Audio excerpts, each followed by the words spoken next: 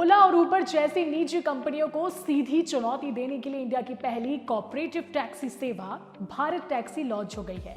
5 फरवरी को केंद्रीय गृह मंत्री अमित शाह ने इस ऐप का आधिकारिक लॉन्च किया। फिलहाल ये सेवा दिल्ली एनसीआर में शुरू की गई है और आने वाले समय में इसे मुंबई, बेंगलुरु और चेन्नई जैसे बड़े शहरों में चरणबद्ध तरीके से शुरू किया जाएगा।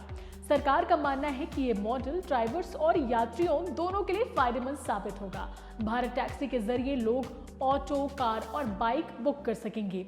ये सेवा सहकार टैक्सी कॉर्पोरेटिव लिमिटेड के तहत शुरू की जा रही है, जिसे देश का पहला नेशनल मोबिलिटी कॉर्पोरेटिव बताया जा रहा है। इसका मॉडल पूरी तरह ड्राइवर फ्रेंडली है। मंत्रालय द्वारा दी गई जानकारी के अनुसार अब तक इस सर्विस से 4 लाख से ज्यादा ड्राइवर जुड़ चुके हैं और अब तक कैब ड्राइवर्स को 10 करोड़ रुपए वितरित भी किए जा चुके हैं।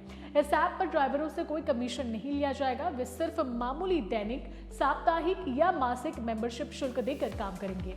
इससे उनकी कमाई पर पूरा नियंत्रण रहेगा। भारत टैक्सी की सबसे बड़ी खासियत यह है कि इसमें सर्ज प्राइसिंग नहीं होगी। बारिश, ट्रैफिक या पीक टाइम के नाम पर किराया नहीं बढ़ेगा। किराया पहले से तय और पारदर्शी होगा, जिससे यात्रियों को राहत मिलेगी। आमतौर पर देखा जाता है कि ओला, उबर जैसी प्राइवेट कंपनियां खराब मौसम या पीक आवर में दोगुना किराया वसूलती है, लेकिन भारत टैक्सी में ऐसा बिल्कुल नहीं होगा। भारत टैक्सी सर्विस में महिला सशक्तिकरण को बढ़ावा देने के लिए बाइक दीदी जैसी पहल भी चलाई जा रही है, जिसके तहत अब तक 150 से अधिक महिला ड्राइवर भारत टैक्सी से जुड़ चुकी हैं।